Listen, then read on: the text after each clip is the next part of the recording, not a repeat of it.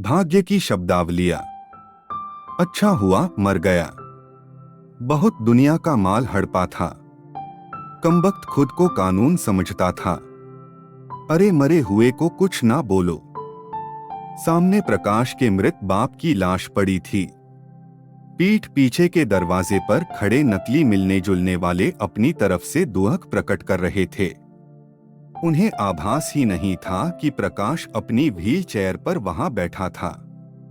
दोनों आंखों से बहने वाले आंसू भी कम पड़ते जा रहे थे।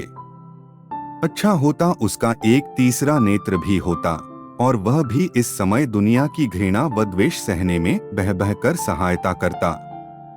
हे राम कहकर प्रकाश ने कुर्सी पर सिर टिका दिया। कल तक दुनिया कहाँ थी? प्रकाश की माँ कितनी खुश थीं। वह तैयार होने में प्रकाश की सहायता कर रही थीं। बेटा, तुम क्यों चिंता करते हो? मैंने हमेशा तुम्हारे पिता पर धन एकत्र करने का दबाव बनाकर रखा है। कुछ नहीं तो 7 पीढ़ी तो बैठकर खाएंगी ही। तुम्हारा छोटा भाई इस साल इंजीनियरिंग कॉलेज में प्रवेश पा गया है। उसकी शादी के बाद भाई की पत्नी तुम्हारी छोटी भाभी होगी। 2 साल बाद किसी हल्के घर की लड़की से तुम्हारी भी शादी कर दूंगी। दोनों भाई व देवरानी जेठानी प्यार मोहब्बत से घर को और फल फूल से भरना। प्रकाश अभी इतना समझदार नहीं था कि इन बातों को समझ सके। वह बस इतना ही जानता है कि घर में पति पत्नी व बच्चे होते हैं। प्रकाश की माँ जब अपनी बेहिसाब धन संपदा का हिसाब लगाकर प्रसन्न हो रही थी, तब उनके पति ने आकर कहा, तुम्हें वाल्मीकि की कथा याद है?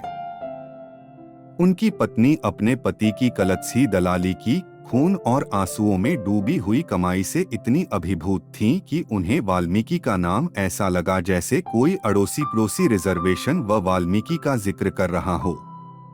वह बोली, हाँ, कल ही तो जिक्र हो रहा था कि उन्हें नौकरी में कुछ लाभ दिए जाते हैं।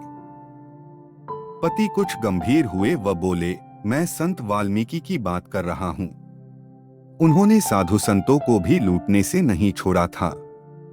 ऐसे ही कुछ साधु संत जब उनके बंधक बने पेड़ से बंधे थे, तब उन्होंने एक ही सवाल वाल्मीकि से पूछा था कि क्या तुम्हारा परिवार तुम्हारे पाप का भी भागीदार बनेगा, या फिर धन लाभ परिवार का होगा व पाप सिर्फ तुम्हें चुकाने होंगे। साधु संतों को बंधक ही छोड़कर वाल्मीकि घर परिजनों से यह पूछने आए, और परिजनों ने नकारात्मक रूप से गर्दन हिलाकर भाग्य का अर्थ ही बदल दिया था। यह कहकर वह चुप हो गए। अपने घर के सदस्यों का चेहरा भावविहीन पाकर वाल्मीकि का साधु संतों से क्षमा याचना का कारण जान गए। परंतु 21वीं शताब्दी वाल्मीकि विहीन है। धन का सुख भोगता परिवार बिना एयर कंडीशन के घर का स्वप्न भी नहीं देख पाता।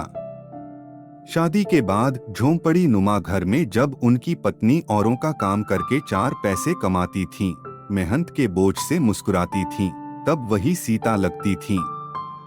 लेकिन शहर आई पत्नी अधिक दिन यह न सह सकी। उस सीता के राम के लिए पत्नी का रूठा सा रूप प्रेम की अवज्ञा थी। वह कम उम्र का नासमझ नौजवान लग गया 20वीं व 21वीं शताब्दी के रास्ते पर। दोनों बेटों का स्वरूप व खिलता चेहरा देखकर वह उत्साह से भरा रहता था। जिनके लिए इतना कमाता था, उनके भविष्य की फिर भी बहुत चिंता करता था। पंडितों के चक्कर लगाना भी भारतीयों की दिनचर्या का एक अंग ही होता है। उसके दोनों ही बेटों की जन्मपत्रियां देखकर पंडितों ने हमेशा धीमे से उन्हें उठाकर रख दिया था। वास्तविकता यह थी कि कोई भी पंडित उन जन्मपत्रियों को देखकर कभी भी प्रसन्नता व्यक्त न कर पाया था। क्या कारण होगा?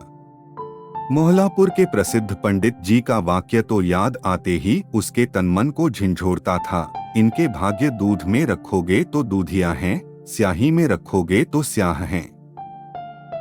पहली बार जब 2 बड़ी पार्टियों की दलाली में सीधे 15 लाख घर लाया था, तब पत्नी ने कहा था, मेरे 8 साल के पुत्र को बुखार है और आपको फुर्सत भी नहीं। पैसा पाकर खुश वह भी बहुत थी, लेकिन बुखार की चिंता इस खुशी को कहीं घटा भी रही थी। उसे वास्तव में वक्त था भी कहा।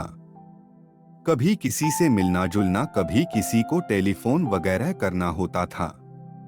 पत्नी आसपास के ही डॉक्टरों से इलाज करवाती रही। अंत में ठीक 15 दिन बाद बच्चे का संतुलन बिगड़ गया। तब उसे लेकर दिल्ली भागा, पर शरीर पर पोलियो का प्रभाव पक्का हो चुका था। स्याह में रखकर सब कुछ स्याह हो गया था। हे राम, यह सब भाग्य की शब्दावलियों का बदलाव ही तो था। क्या बदलाव की स्थिति कुछ छोड़ पाएगी?